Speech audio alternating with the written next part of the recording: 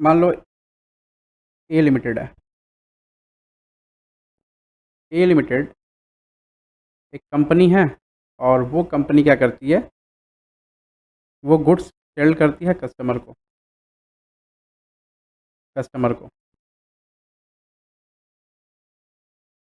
वो goods sale करती है कस्टमर को। नाउ कस्टमर क्या करता है, और ए लिमिटेड एक एजेंसी अपॉइंट करती है जिसका नाम है फैक्टरिंग एजेंसी। अब ये जो एजेंसी है वो क्या करती है, कस्टमर देता है फैक्टर को पैसा, और फैक्टर करता है कलेक्शन, और कलेक्शन करके फैक्टर क्या करता है, कंपनी को पैसा देता है। ठीक है। और फैक्टर को इसके बदले कंपनी क्या देती है, कमीशन प्लस इंटरेस्ट। ठीक है, ऐसा। तो बेसिकली ये जो सिस्टम है इसके अंदर में यही होता है कि एक व्यक्ति जो कि एक एजेंसी चलाता है जिसका नाम है फैक्टरिंग एजेंसी, और वो क्या करता है, वो कंपनी से डेटर्स मैनेजमेंट सिस्टम को ले लेता है, और वो अपने पास सब ले करके क्या करता है कि डेटर्स का जितना मैनेजमेंट हो रहा है वो सारा का सारा मैनेजमेंट करवाता है, कहाँ पे जा करके, खुद से। वो कलेक्शन खुद से करता है, खुद से करे कलेक्शन, आपको बस पेमेंट दे देता है, और उसके बदले वो चार्ज करता है कमीशन प्लस इंटरेस्ट। ठीक है। अब इंटरेस्ट क्यों चार्ज करे, कमीशन चार्ज करता है ये तो समझ आता है, इंटरेस्ट क्यों चार्ज करेगा, जैसे मान लो अभी जो फैक्टर है उससे कंपनी ने कहा कि देखो मेरा 30 दिन का रिसीवेबल का पीरियड है। ठीक है। तुम मेरे को जो टोटल सेल्स का अमाउंट है उसका 80% पैसा हमको एडवांस में दे दो। तो वो फैक्टर को वो पैसा मिलेगा 30 दिन के बाद डेटर से, लेकिन कंपनी ने उससे एडवांस में ले लिया आज, तो वो क्या करेगा, कंपनी से बोलेगा देखिए 30 दिन का हमको ब्याज लगेगा, तो 30 दिन का ब्याज चार्ज कर लेगा, समझ रहे हैं, इसलिए वो इंटरेस्ट कॉस्ट उसका लगता है। तो फैक्टर का ये शॉर्टकट में फैक्टर का जो फंक्शन हुआ ये आपको बता दिया मैंने, फैक्टर क्या करता है।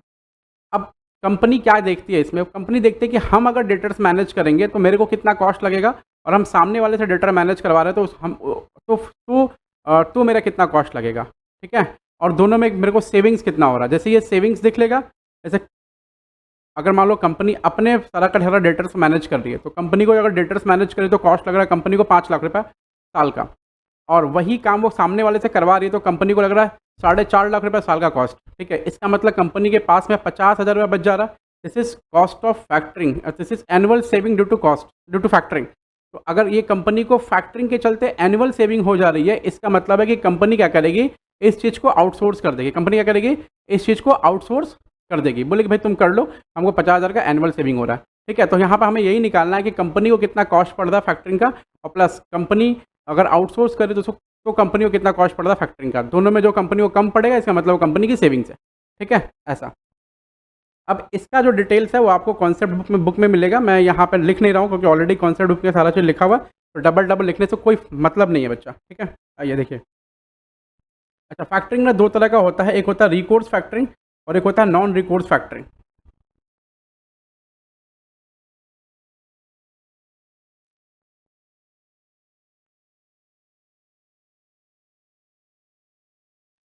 रिकोर्स फैक्टरिंग का मतलब होता है कि फैक्टर बोलता है कि देखिए हम ना अगर कलेक्ट नहीं कर पाए पैसा, तो फिर इसका मतलब है कि हम वापस आपको ये दे देंगे, और आप थोड़ा नुकसान सह लीजिएगा। लेकिन नॉन रिकोर्स फैक्टरी में क्या होता है, सारा नुकसान फैक्टर बियर करता है, और उस केस में क्या करता है, फैक्टर हायर कमीशन चार्ज करता है। ये दो तरह का रिकोर्स और नॉन रिकोर्स फैक्टरिंग होता है। ठीक है।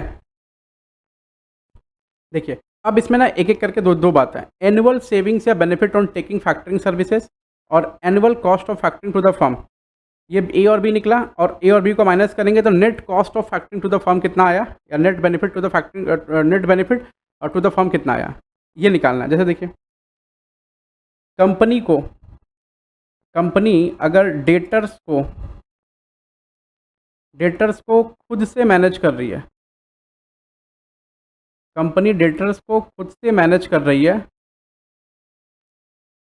कंपनी डेटर्स को खुद से मैनेज कर रही है, तो कॉस्ट कितना लगेगा? तो कॉस्ट क्या होगा? कंपनी डेटर्स को खुद से मैनेज कर रही है तो कॉस्ट क्या होगा? ये जो कॉस्ट निकला है ना, कंपनी अगर डेटर्स को खुद से मैनेज कर रही है तो कॉस्ट क्या होगा? अगर खुद से मैनेज कर रही है तो कॉस्ट क्या होगा? ये कॉस्ट बच जाएगा ना अगर हम सामने वाले को क्या कर दें, इस सर्विस डेटर्स मैनेजमेंट सर्विस को हम आउटसोर्स कर दें तो ये कॉस्ट मेरे को नहीं लगा, इसलिए इसको बोला गया कि एनुअल कॉस्ट ऑफ सेविंग। ठीक है, तो ये कंपनी के पॉइंट ऑफ व्यू से देखना है, कंपनी के पॉइंट ऑफ व्यू से, सभी चीज़ कंपनी के पॉइंट ऑफ व्यू से ही देखना है। ठीक है, इसका मतलब है कि कंपनी को कॉस्ट कितना बचेगा, कंपनी को कॉस्ट कितना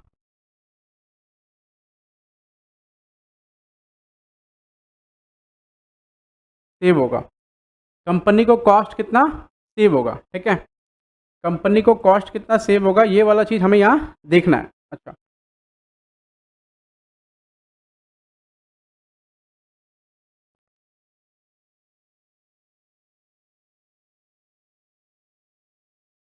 देखो, अब कंपनी को कॉस्ट कितना सेव होगा मतलब कंपनी को कॉस्ट कितना लग रहा था पहले वो चेक करना होगा। तो कंपनी को पहले कितना कॉस्ट लग रहा था, cost of credit administration. Credit administration का मतलब क्या हो गया, एम्प्लॉय रखे हुए हैं, ठीक है, एम्प्लॉय का खर्चा है, और भी एडमिनिस्ट्रेशन का खर्चा है, कलेक्शन चार्जेज है, ये हमको पेमेंट करना पड़ता है, ये सब है, ये सब एडमिनिस्ट्रेशन का कॉस्ट है। मतलब हमको डेटर से पैसा मंगाने के लिए जो खर्चा करना पड़ता है ये खर्चा है। ठीक है, तो कॉस्ट ऑफ क्रेडिट एडमिनिस्ट्रेशन। उसके बाद बैड डेट, जिसको हम अवॉइड कर सकते हैं, बैड डेट जिसको हम अवॉइड कर सकते हैं। अब बैड डेट जो अनअवॉइडेबल है वो क्या होगा, वो जो बैड डेट अनअवॉइडेबल है यानी जो बैड डेट हम अवॉइड नहीं कर सकते, उसको हम कंसीडर नहीं करते डिसीजन मेकिंग में। क्यों नहीं कंसीडर करते हैं, आप समझिए बात को। जैसे ऐसी कौन सी चीज़ है संसार में जो व्यक्ति के हाथ में नहीं है? दो ही चीज़ है, व्यक्ति के हाथ में नहीं है, जीवन और मृत्यु। ये दोनों ही किसके हाथ में है, ये दोनों ही ईश्वर के हाथ में है। तो हम कभी भी अपना लाइफ का कोई भी डिसीजन लेते समय जीवन और मृत्यु को कंसिडर करेंगे क्या? सर कभी कंसिडर नहीं कर सकते। क्यों कंसिडर नहीं कर सकते? क्योंकि ये हमारे हाथ में नहीं है। अच्छा, लेकिन हम रोड पर चल रहे हैं तो हम अगर सेफली चलेंगे तो कोई घटना नहीं होगी, हम इससे बच जाएंगे।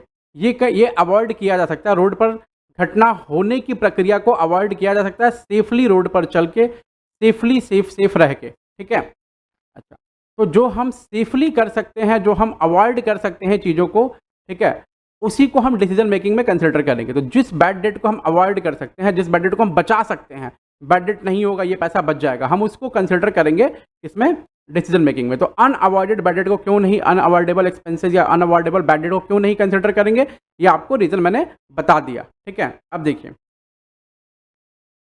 Interest saved due to reduction in average collection period. अब ये क्या है, देखिए, जैसे मान लो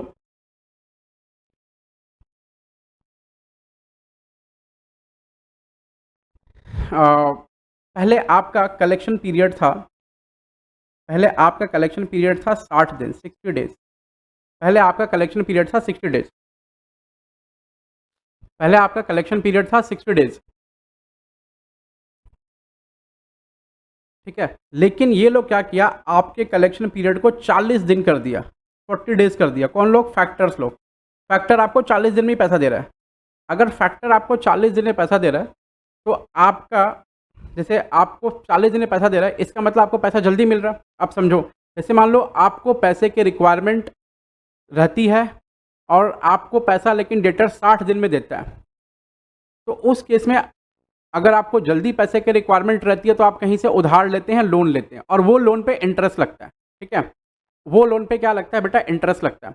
अब देखो क्या होगा, डेटर जो है, अब इस फैक्टर जो है वो पैसा आपको जल्दी दे रहा है।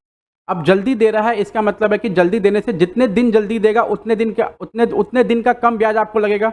आप उधार नहीं लेंगे, या आप उधार लेंगे मान लो तो जल्दी ले लेंगे, जल्दी कम पैसा लेंगे और जल्दी पेमेंट कर देंगे। ठीक है, तो जैसे 60 दिन पे पहले ब्याज लगता था, अब कितने ब्याज लग रहा है? 40 दिन पे ब्याज लग रहा है। और मैं इसको थोड़ा सा ईजी करता हूँ, रुको। जैसे मान लो अ, जैसे मान लो एक डेटर है जो आपको आपने सेल किया और डेटर बना हुआ आपका, वो आपको 60 दिन के बाद पैसा देगा, ठीक है? और आपको रिक्वायरमेंट है 10 लाख रुपए 10 लाख रुपए की। तो आप 60 दिन के लिए क्या करेंगे? 60 दिन के लिए क्या करेंगे? आप पैसे को उधार पे ले लेंगे। वो 60 दिन का ब्याज लगेगा, ऐसा हो गया। अगर ये फैक्टरिंग सर्विसेज में दिया होता, तो फैक्टर बोला कि भैया आपको हम 60 दिन में पैसा मिलेगा, हम आपको 40 दिन में ही दे देते हैं। तो आपका 20 दिन का ब्याज का पैसा बच गया ना। यही बोल रहा है कि interest saved due to reduction in collection period, ठीक है? ये 3 पॉइंट हुआ। अच्छा, इस 3 पॉइंट के बाद ठीक से देखो, मैं 1 मिनट में आता हूँ।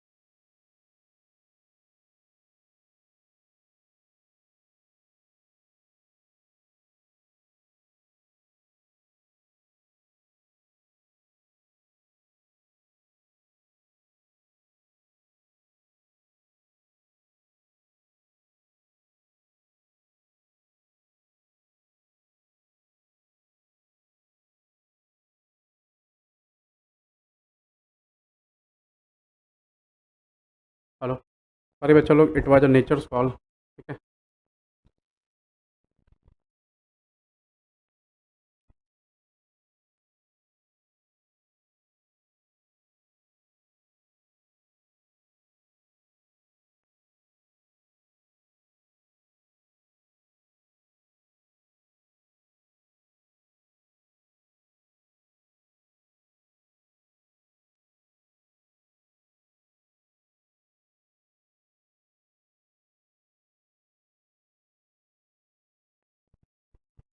Annual cost of factoring.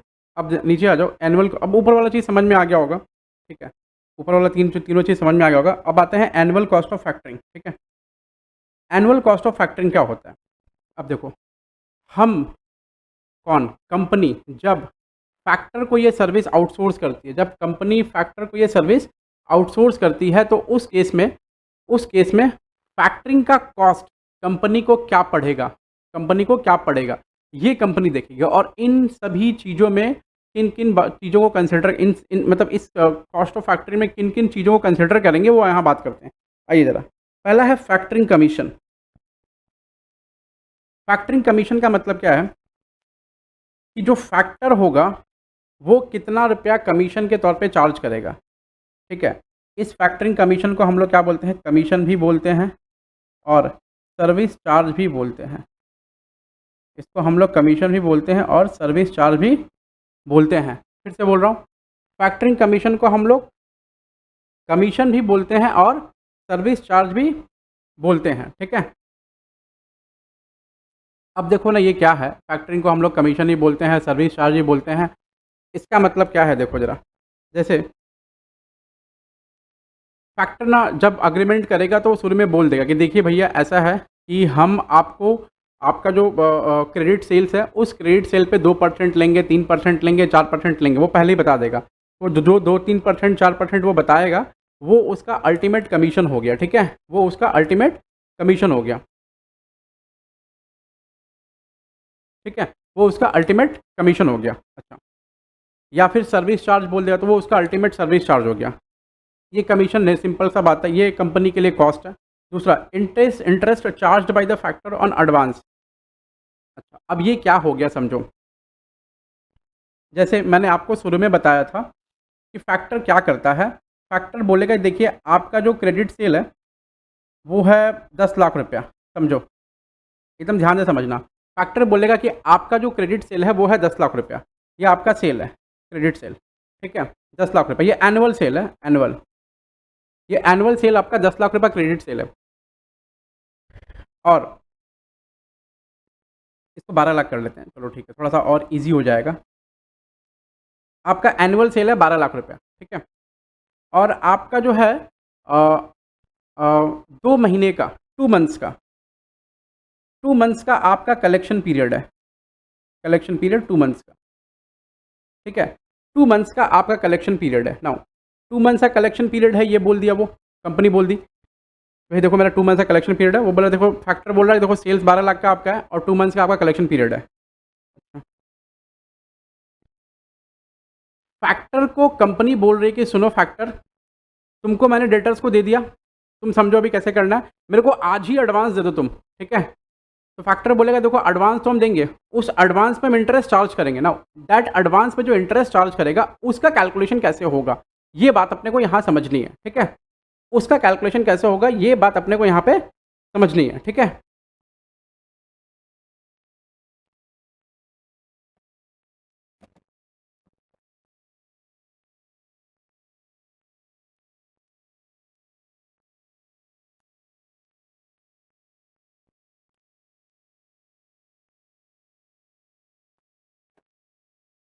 अब फैक्टर क्या करेगा, अब फैक्टर बोलेगा देखिए,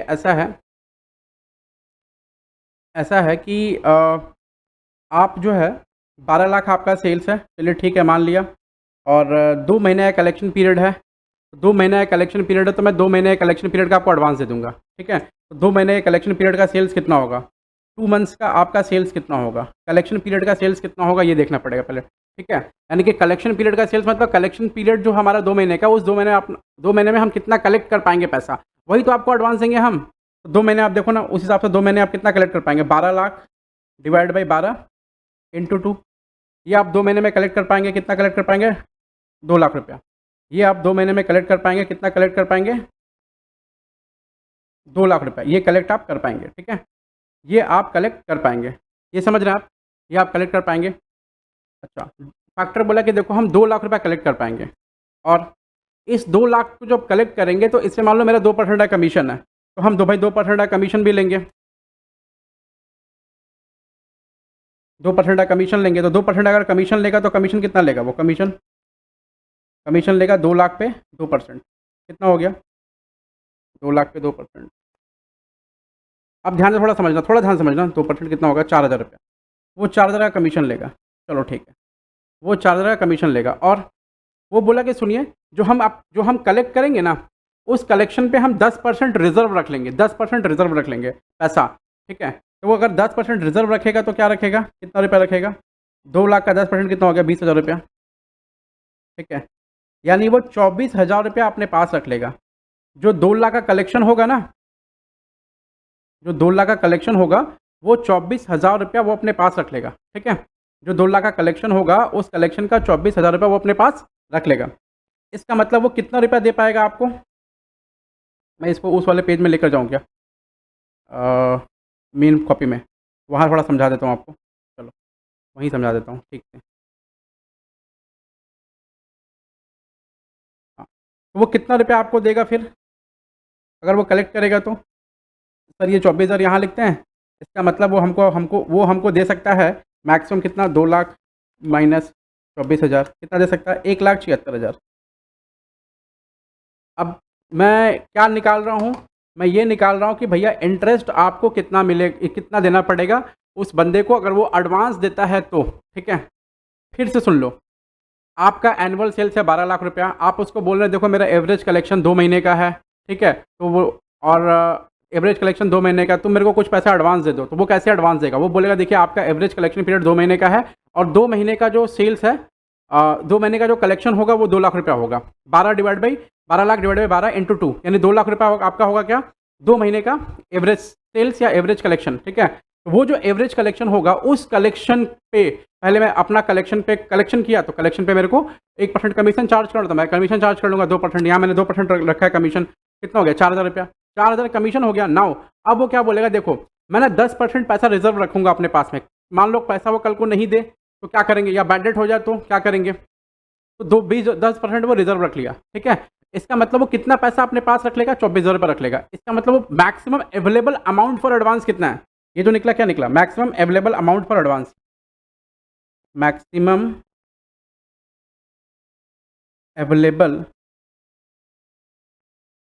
अमाउंट फॉर एडवांस, ये आपका निकला maximum available amount for advance, ये अपना maximum available amount for advance ये निकला, maximum available amount for advance, इतना हम आपको एडवांस दे सकते हैं और आप जितना एडवांस देंगे उसी पे आप ब्याज चार्ज करेंगे। तो आप एडवांस कितना दे रहे हैं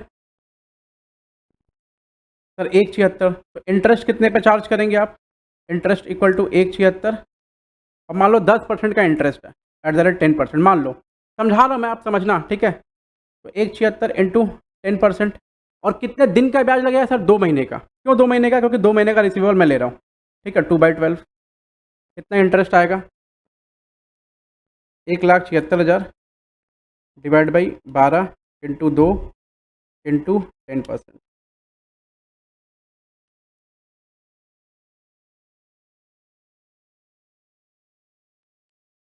2933 इंटरेस्ट लगेगा।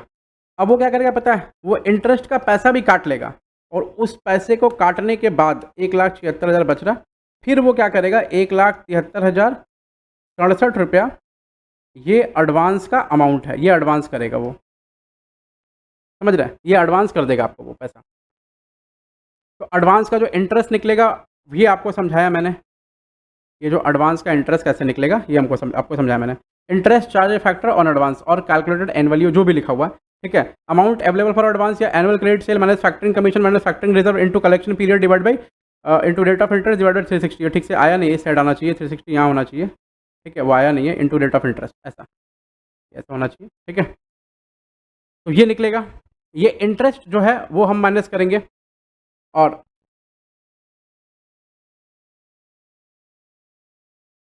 फैक्टरिंग कमीशन हो गया, इंटरेस्ट हो गया, ये सब माइनस कर दिया। तो पहले हमने निकाला सेविंग्स कितना हुआ, फिर हमने निकाला कॉस्ट कितना हुआ।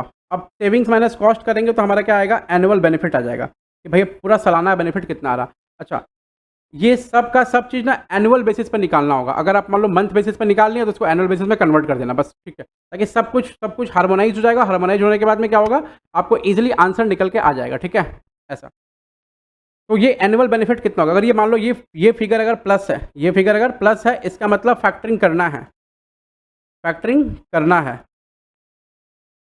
अगर ये फिगर माइनस है मतलब नेगेटिव है तो फैक्टरिंग नहीं करना है।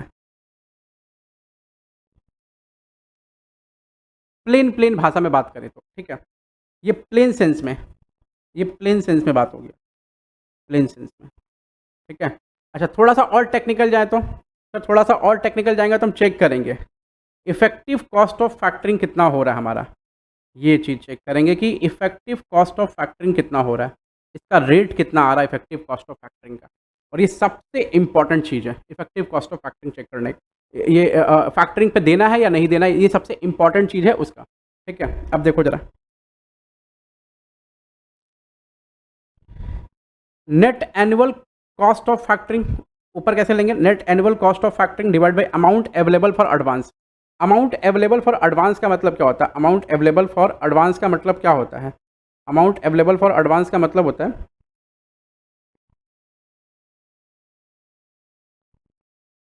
ये जो हमने यहाँ निकाला था ना 1,76,000 रुपया, this is amount available for advance, ठीक है, ये वाला पॉइंट। तो नेट कॉस्ट ऑफ फैक्टरिंग कितना आया divide by amount available for advance, तो हमारा निकल जाएगा इफेक्टिव कॉस्ट ऑफ फैक्टरिंग। सवाल अगर पूछा इफेक्टिव कॉस्ट ऑफ फैक्टरिंग तो कितना होगा ये बता देना, ठीक है, ऐसा करके। और या तो वो ऐसे निकाल लो या तो फिर वो ऐसे निकाल लो। 1 year is taken as 360 days, और क्या नोटिंग में है, the company should avail factoring if the rate of effective cost of factoring to the firm is less than the existing cost of borrowing और if availing services of factoring results in a positive और net annual benefits, the company should not avail factoring service if the rate of effective cost of factoring is to the firm is more than the existing cost of borrowing. ये जो effective cost of factoring जो निकला हुआ है ना, वो हमारा अगर कॉस्ट ऑफ बोरोविंग से ज़्यादा हो रहा है तो हम फैक्टरिंग नहीं देंगे, ठीक है। अगर इफेक्टिव कॉस्ट ऑफ फैक्टरिंग जो है कॉस्ट ऑफ बोरोविंग से कम है तो फैक्टरिंग दे देंगे, बस इतनी बात बोला हुआ है, ठीक है, ऐसा। तो फैक्टरिंग का पूरा कंटेंट आपको समझ में आ गया, फैक्टरिंग कैसे होगा कैसे नहीं होगा, ठीक है।